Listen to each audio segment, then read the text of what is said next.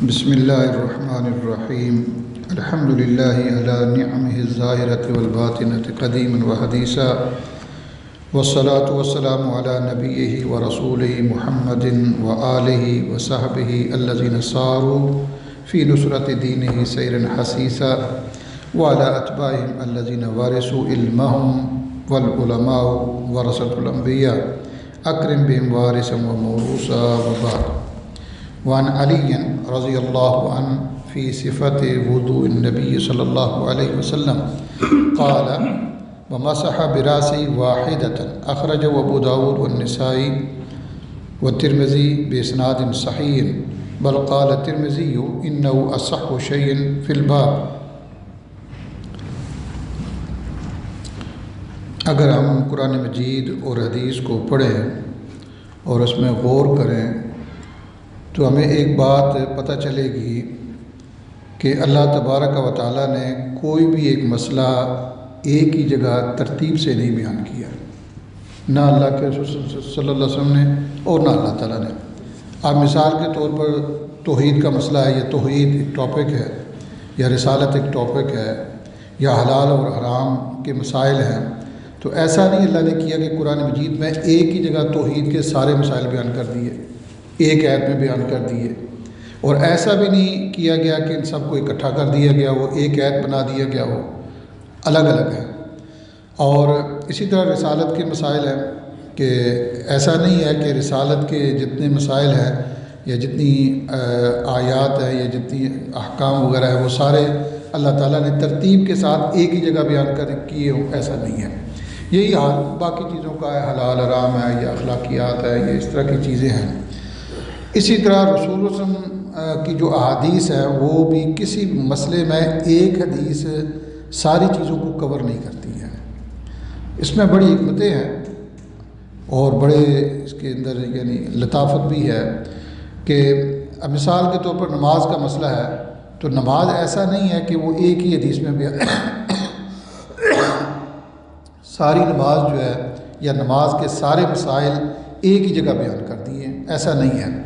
اور محدثین نے بھی ایسا نہیں کیا کہ ساری احادیث کو کمبائن کر کے جمع کر کے یعنی ایک ہی جگہ ایک ہی حدیث بنا کر تو اس کو ایک بنا کر پیش کر دیا جائے لوگوں کی سہولت کے لیے، ایسا نہیں کیا. بلکہ جتنا جو صحابہ کرام سے جیسے سنا ایسے ہی اس کو بیان کر دیا. اب ایک مومن کی شان کیا ہونی چاہیے، یہ مومن کی شان کیا بیان ہوئی ہے قرآن مجید میں بھی اور حدیث میں بھی کہ اللہ اور اس کے رسول صلی اللہ علیہ وسلم سے جو بات بھی آ جائے اس کو قبول کر لوں، یہ ایمان ہے اور یہ مومن کی شان ہے. اگر وہ یعنی حجتیں پیش کرتا ہے جیسا کہ آج کل کے بعض مسلمان کرتے ہیں، یہ دراصل حجت بازی دراصل دلوں کی کجی کی نشانی ہے کہ دل اصل میں ٹیڑھے ہیں. دل چونکہ عمل نہیں کرنا چاہتا، دل اصل میں وہ ایمان نہیں لانا چاہتا، تو اس لیے وہ حجت بازی کرتا ہے. کبھی آپ نے دیکھا ہوگا کہ لوگ کہتے ہیں کہ دیکھو جی یہ کوئی لا الہ الا اللہ محمد رسول اللہ ایک جگہ ثابت ہے، بھئی اسے آپ نے کیا ثابت کرنا ہے؟ ایک جگہ جمع ہو جائے تو پھر کیا ہوگا؟ اگر نہیں ہے تو پھر کیا؟ اصل مسئلہ یہ ہے کہ آیا یہ دونوں جو کلمے ہیں یہ کتاب و سنت میں ثابت ہیں یا نہیں، یہ اصل مسئلہ ہونا چاہیے. آپ قرآن مجید میں یہ دونوں کلمے الگ الگ ثابت ہیں، اکٹھا نہیں ہے. حدیث میں بھی عام طور پر الگ الگ ہی ہے. تو اگرچہ بعض کہتے ہیں کہ بعض احادیث ہیں کہ جس میں ایک جگہ میں اکٹھا آیا ہے، لیکن یہ ضروری نہیں ہے، یہ بالکل ضروری نہیں ہے. اب لا الہ الا اللہ قرآن مجید میں ثابت ہے اور محمد رسول اللہ قرآن مجید میں ثابت ہے. اب یہ دو کلمے ہیں اور دونوں کلمے ثابت ہیں، اگر وہ اکٹھا ان کو کوئی پڑھ دیتا ہے تو حرج کی کوئی بات نہیں، اس لیے کہ ایک حصے میں اللہ تعالیٰ کی وحدانیت یا توحید کا ذکر ہے اور دوسرے کلمے میں رسول اللہ صلی اللہ علیہ وسلم کی رسالت کا ذکر ہے. اور یہ دونوں چونکہ اہم ترین یعنی یہ چیزیں ہیں، یعنی توحید اور رسالت یہ اسلام کی بنیاد ہے، تو اس لیے دونوں کو اکٹھا کر دیا گیا ہے اور تیسری چیز کو ساتھ شامل نہیں کیا ہے. حالانکہ یہ دو الگ الگ کلمے ہیں، ایک کلمہ نہیں ہے. یہ لا الہ الا اللہ محمد رسول اللہ یہ ایک کلمہ نہیں ہے، یہ دراصل دو ہے. لا الہ الا اللہ ایک کلمہ ہے اور محمد رسول اللہ یہ دوسرا کلمہ ہے، اور ان دونوں کلموں کو یک جا اکٹھا کر دیا گیا. اور اس میں کوئی حرج کی بات نہیں ہے کیونکہ دونوں ثابت ہے، دونوں ثابت. مثال کے طور پر اب وضو کے جیسے مسائل ہم پڑھ رہے ہیں تو اب وضو کے مسائل میں ایک حدیث میں کچھ چیز بیان ہوئی ہے، دوسری حدیث میں کچھ چیز بیان ہوئی ہے، تیسری میں کچھ بیان ہوئی ہے، تو بندہ کہے کہ یہ اب کانوں کا مسا اس میں یعنی سر کے مسئلے کے ساتھ کانوں کے مسئلے کا ذکر نہیں ہے، لہذا میں کانوں کا مسئلہ نہیں کروں گا، یا جہاں وضو کے مسائل بیان ہوئے ہیں یا حدیث بیان ہوئی ہے اس میں سر کے مسئلے کا ذکر نہیں ہے تو لہذا میں سر کا مسئلہ نہیں کروں گا، ایسا نہیں ہے۔ تو وہ کسی حکمت اس میں کئی حکمتیں ہیں یہ جو الگ الگ رکھا گیا ہے۔ ایک تو یہ ہے کہ بندے کے لیے بھی آسانی ہوتی ہے اور اس کو بار بار جب وہ ریپیٹ چیز ہوتی ہے تو اس کو ریمائنڈ ہوتا رہتا ہے، وہ کوئی چیز اس کو زیادہ بہتر طریقے سے وہاں معلوم ہوتی ہے یا بہتر طریقے سے اس کے ذہن میں آ سکتی ہے۔ تو ایک تو یہ ہے کہ دین آیا بھی آہستہ آہستہ، جتنا ضرور تھا اتنا اس طریقے سے اللہ تعالیٰ نے نازل کیا ہے، تو لہٰذا یہ مطالبہ کرنا یا یہ ذہن رکھنا کہ بھئی یہ ساری چیزیں ایک ہی جگہ اکٹھی ہونی چاہیے، یہ دراصل دلوں کی کجی اور دلوں کے ٹیڑھ پن کی نشانی ہے۔ یہ مومن کے دل میں، یہ مومن کی بات یہ نہیں ہونی چاہیے کہ جی یہ مسئلہ آپ یہ دوسری حدیث میں کیوں بیان کر رہے ہیں، جی یہ ایک ہی حدیث میں کیوں نہیں ہے، ایسا نہیں، یہ درست نہیں ہے۔ تو یہ جو ہم چیپٹر پڑھ رہے ہیں یہ کتاب الطہارہ سے باب الوضو ہے اور کچھ احادیث ہم پڑھ چکے ہیں اور آپ نے اس میں بھی دیکھا ہے کہ ساری چیزیں اس میں بیان نہیں ہوئی ہیں، جو بھی پیچھے 2-3 احادیث ہم نے پڑھی ہیں۔ تو یہ آج کی جو یہ حدیث ہے حضرت علی رضی اللہ تعالیٰ عنہ سے، اور اس حدیث میں بس ایک ہی مسئلہ بیان ہوا ہے۔ اب دیکھیں، فرماتے ہیں فی صفت وضوء النبی صلی اللہ علیہ وسلم، نبی صلی اللہ علیہ وسلم کی وضو کے بیان کے حوالے سے کہ آپ وضو کیسے فرمایا کرتے تھے، تو اس میں بیان فرمایا حضرت علی رضی اللہ تعالیٰ عنہ نے کہ وَمَسَحَ بِرَأْسِهِ وَاحِدَةً، کہ رسول اللہ صلی اللہ علیہ وسلم نے اپنے سر کا مسح ایک بار کیا۔ تو اب باقی اعضاء کو 3 بار دھویا جاتا ہے، 2 بار بھی دھو سکتے ہیں، 1 بار بھی دھو سکتے ہیں، لیکن سر کے مسح میں یہ اختیار نہیں ہے، جس طرح کہ ہاتھوں کے دھونے میں یا چہرے کے دھونے میں یا کلی کرنا اور ناک میں پانی چڑھانا، اس میں اختیار ہے کہ بندہ 3 بار بھی کر سکتا ہے، اور یہ سب سے افضل ہے، نبی صلی اللہ علیہ وسلم کا یہ طریقہ ہے، سنت سے ثابت ہے، اور سب سے افضل یہی ہے کہ 3 بار، اگر 2 بار کرنا یہ بھی سنت سے ثابت ہے، اور 1 بار اعضاء کو دھونا یہ بھی رسول اللہ سے ثابت ہے۔ لیکن سر کے مسح میں یہ تکرار نہیں ہے، 1 بار ہے، اور 1 بار کی بھی پھر آگے پھر وضاحت ہے، اس حدیث میں نہیں بیان ہوئی، لیکن اگلی دوسری حدیث میں ایک دوسرے صحابی بیان کرتے ہیں کہ یہ 1 بار سر کے مسح کرنے کا معنی کیا ہے۔ ہم عام طور پر تو 1 بار ہوتی ہے، جیسے ہم نے کر دیا تو یہ 1 بار ہو گئی ہے، تو لیکن دوسری حدیث میں یہ پتہ چلتا ہے کہ نہیں، پیچھے سے لے کر پھر اس کو آگے لے کر آنا یہ 1 بار ہے۔ جیسے اب طواف کرتے ہیں تو ہونا تو یہی چاہیے کہ وہ پورا جو سرکل ہم کرتے ہیں تو وہ 1 چکر ہوتا ہے، تو اسی طرح جب صفا مروہ کی سعی کرتے ہیں ہونا تو یہ چاہیے کہ صفا سے جا کر مروہ سے جا کر صفا پہنچے تو پھر 1 بار ہو، لیکن وہ 1 بار نہیں ہے، وہ 2 بار ہو جاتا ہے۔ صفا سے اب مروہ جائیں گے، مروہ سے جب واپس آپ سعی کے لیے آئیں گے تو یہ 2 بار کاؤنٹ ہوگی۔ تو یعنی یہ جب 1 بار کہا جاتا ہے تو اس کی پھر آگے اگر کسی دوسری حدیث میں اس کی وضاحت آ گئی ہے تو اس وضاحت کو تسلیم کرنا یہ مومن کی شان ہے۔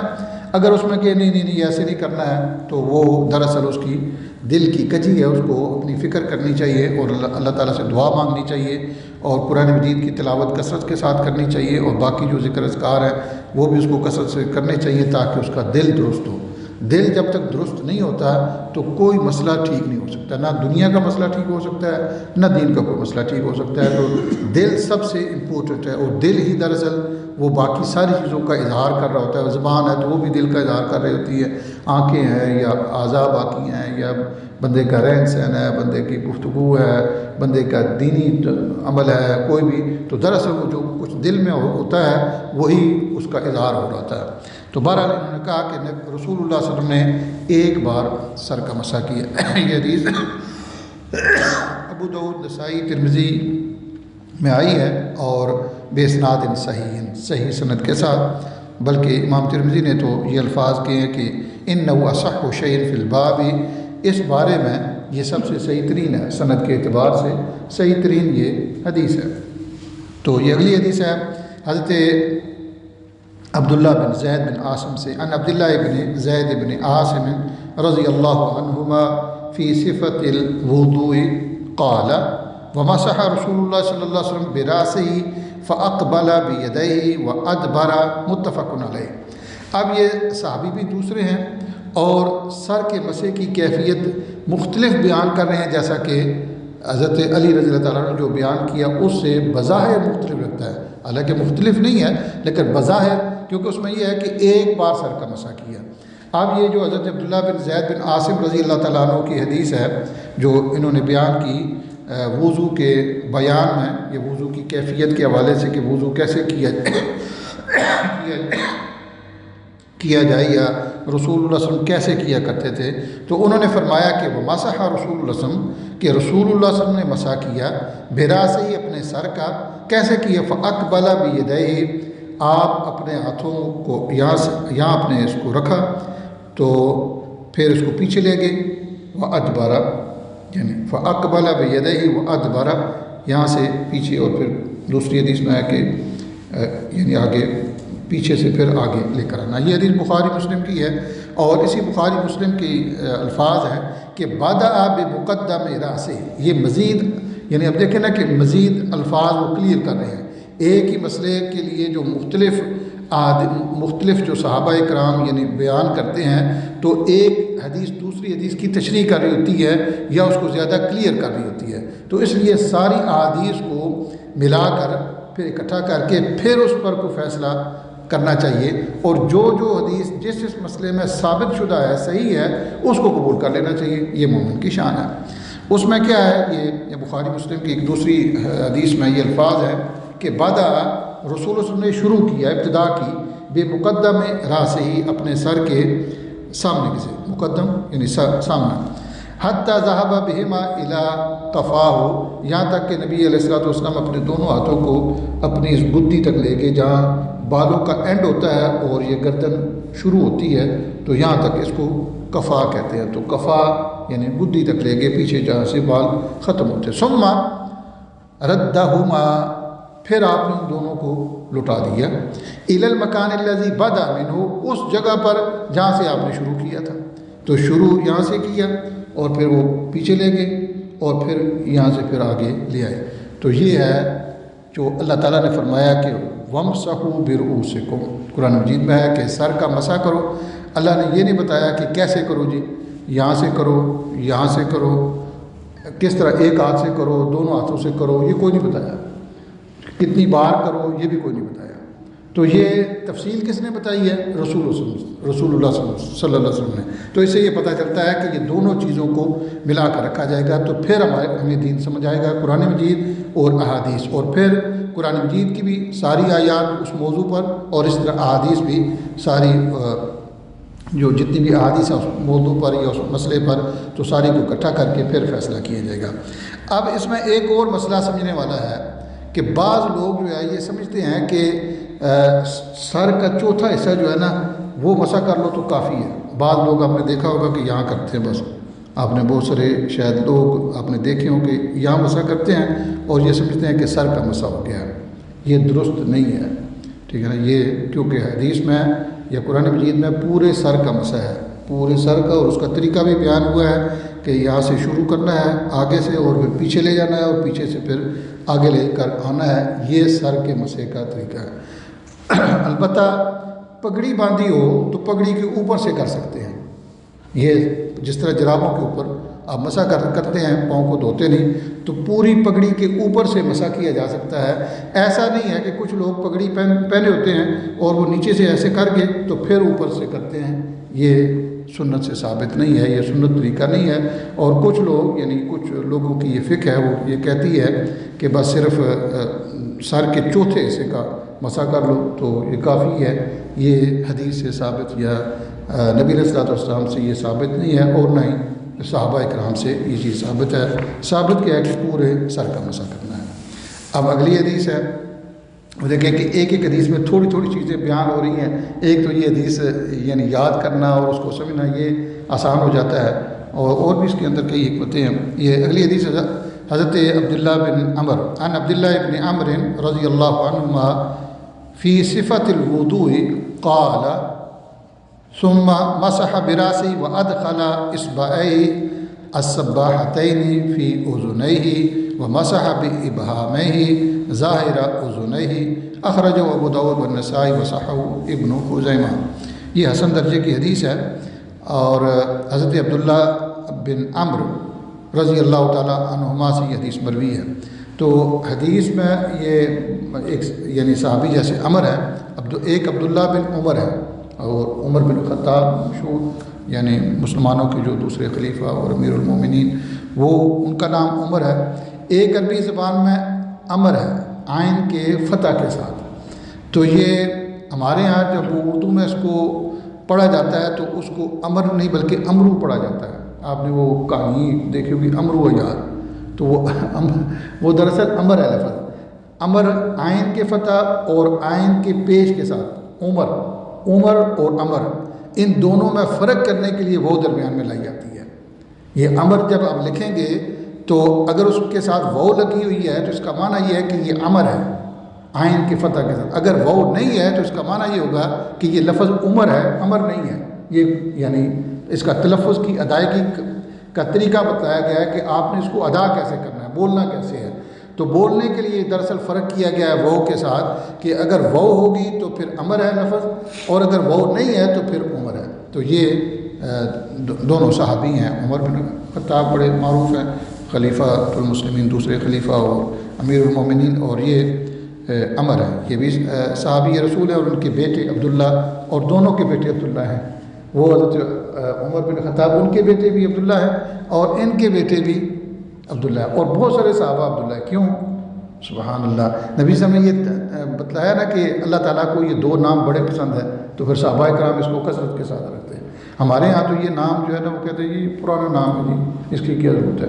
नए नाम पता नहीं वो कोई एक्टर के नाम पर कोई पता नहीं किस तरह के अजीब व गरीब हो, ना कोई नाम होता है वो, ना कोई इस तरह की कोई चीज़ है। बिल्कुल वैसे कोई लफ्ज़ होता है, बाज़ दफ़ा उस लफ्ज़ को वो नाम बना देते हैं, हालांकि हर लफ्ज़ नाम नहीं है, हर लफ्ज़ नाम नहीं है। आजकल ये बड़ा रवाज है कि वैसे ही लड़कियों का और लड़कों का वो नाम, वो लफ्ज़ को तलाश करके तो उस लफ्ज़ का कोई मतलब ही कोई ना कोई होता है, लेकिन वो लफ्ज़ नाम नहीं होता है। नाम होना ये अलग चीज़ है और लफ्ज़ होना ये। तो बहरहाल वो नबी अलैहिस्सलातु वस्सलाम ने उनको बताया कि अब्दुल्ला और अब्दुर्रहमान नाम बड़े अल्लाह को पसंद है, तो फिर अब्दुल्ला बहुत ज़्यादा वो नाम रखते थे। हमारे यहाँ जो जितने अच्छे नाम हैं वो ये ओल्ड नाम है, ये पुराने नाम हैं।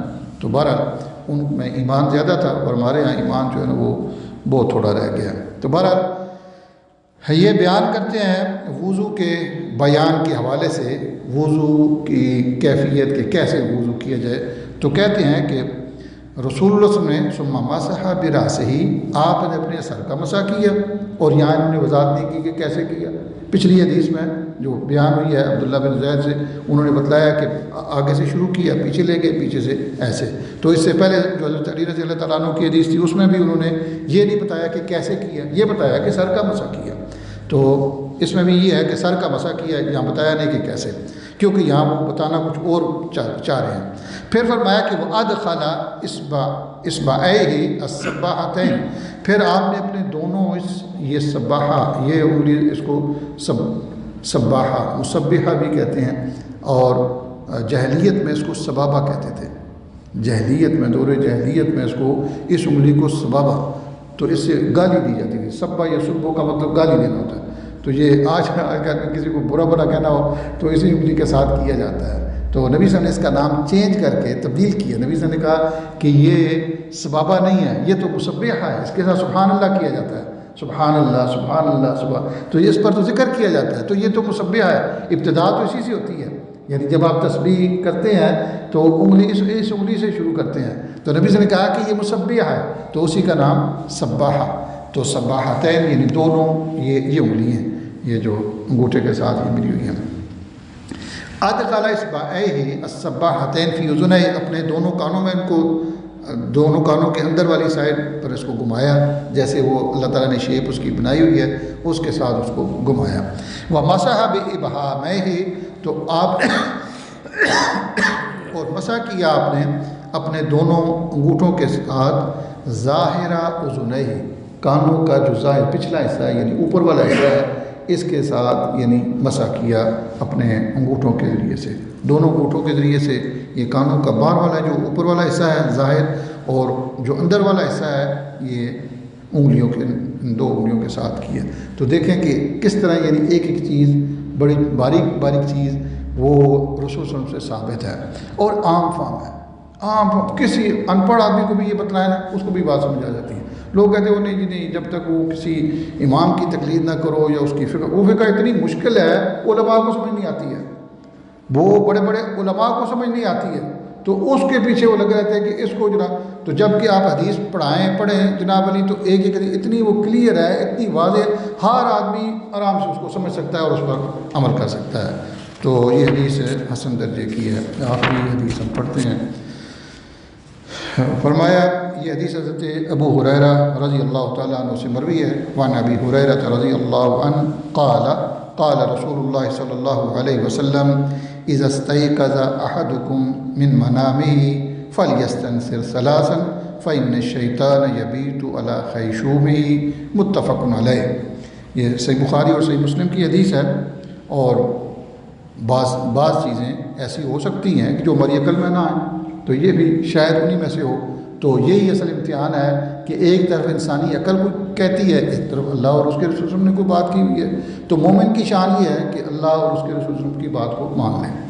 تو یہ حضرت ابو ہریرہ رضی اللہ تعالیٰ عنہ اس حدیث کو بیان کرتے ہیں۔ فرمایا کہ رسول اللہ صلی اللہ علیہ وسلم نے فرمایا ہے کہ جب بھی تم میں سے کوئی ایک آدمی اپنی نیند سے بیدار ہو، نیند سے جاگے، سو کر اٹھا ہے، تو فَلْيَسْتَنْثِرْ ثَلَاثًا، تو ناک کو 3 بار جھاڑے، یہ اٹھ کر یہ کام کرے۔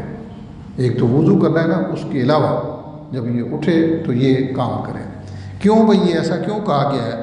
فرمایا کہ فَإِنَّ الشَّيْطَانَ يَبِيتُ عَلَى خَيْشُومِهِ، اس لیے کہ شیطان انسان کے ناک کے آخری کونے میں، یہ اس کو خیشوم کہتے ہیں، جو اندر والی سائیڈ ہے ناک کی بالکل آخر پر، اس کو خیشوم کہتے ہیں، تو وہاں یہ رات گزارتا ہے۔ سبحان اللہ، وہاں یہ رات، نبی صلی اللہ علیہ وسلم نے اس کے رات گزارنے کی جگہ یا مقام بتلایا ہے کہ یہ شیطان رہتا کہاں ہے، تو وہاں وہ پھر وہ یعنی سلائے بھی رکھتا ہے یا کہیں وہ کرتا ہے وہ۔ تو بہرحال نبی علیہ السلام نے فرمایا کہ ناک کا جو آخری حصہ ہے یہاں یہ رات گزارتا ہے۔ تو اس سے یہ بھی پتہ چلتا ہے کہ ہر نیند کے بعد ناک میں پانی چڑھانا نہیں ہے، بلکہ یہ رات کی نیند ہے، کیونکہ یبیتو یا بات ہے یبیتو، رات گزارنے کو کہتے ہیں۔ تو چھوٹی موٹی جو مختصر نیند ہوتی ہے اس وقت آ کر وہ نہیں سوتا ہے، وہ اس وقت آ کر سوتا ہے جب گہری نیند یا لمبی نیند یا رات کی جو نیند ہے نا اس میں، کیونکہ رسول صلی اللہ علیہ وسلم نے یہ بات بتائی ہے۔ دن کو تو وہ چکر لگاتا رہتا ہے، پھرتا رہتا ہے، تو وہ نبی صلی اللہ علیہ وسلم نے یہ بات بتائی ہے کہ یہ شیطان جو ہے یہ انسان کے ناک کے آخری حصے میں رات گزارتا ہے۔ بعض اہل علم نے کہا ہے کہ دن کے وقت بھی اگر لمبی نیند ہو جائے تو پھر یہ کام کرے، لیکن اکثر علماء نے جو حدیث کا ظاہری الفاظ ہے اس کے مطابق ہی کہ اگر رات کی نیند ہو، رات کی نیند کے بعد پھر وہ فَلْيَسْتَنْثِرْ ثَلَاثًا، کہ 3 بار جھاڑے، تاکہ وہ شیطان وہاں جو رہا ہے اس کی صفائی کرتی جائے۔ تو اس سے یہ بھی پتہ چلتا ہے کہ جہاں کوئی خباثت یا گندی یا نجس چیز ہو اس کو دھو دینا چاہیے اس کو، تو چونکہ شیطان جو ہے وہ گندی چیز ہے، نجس ہے، وہ خبیث ہے، تو وہ جہاں رہا ہے تو اس کو فوراً اٹھ کر پہلے اس جگہ کو صاف کرو۔ تو یہ بھی اس سے یہ مسئلہ نکالا گیا ہے کہ بندہ کسی گندی جگہ کو صاف کر دے، کوئی خبیث چیز ہو یا نجس چیز ہو تو اس کو صاف کر دے، اور زیادہ کوئی گندی ہے تو اس کو 3 بار کرے، 3 بار اس کو دھوئے تاکہ وہ اچھی طرح وہاں سے صاف ہو جائے۔ اگرچہ ہر گندی چیز کو 3 بار دھونا ضروری نہیں ہے، جہاں جہاں نبی صلی اللہ علیہ وسلم نے فرمایا جیسے فرمایا ویسے کر لینا چاہیے۔ اگر مثال کے طور پر کتے کا اگر کوئی جھوٹا ہے تو اس کو 7 بار کہا گیا ہے تو وہ 7 بار کیا جائے گا۔ باقی عام جو صفائی ستھرائی کے لیے چیزیں ہیں وہ 1 بار بھی کافی ہے۔ جہاں نبی صلی اللہ علیہ وسلم نے کہہ دیا ہے کہ 3 بار کرو تو وہاں 3 بار کرنا چاہیے۔ اللہ تعالیٰ سے دعا ہے کہ اللہ تعالیٰ میں سمجھانے اور عمل کرنے کی توفیق عطا فرمائے۔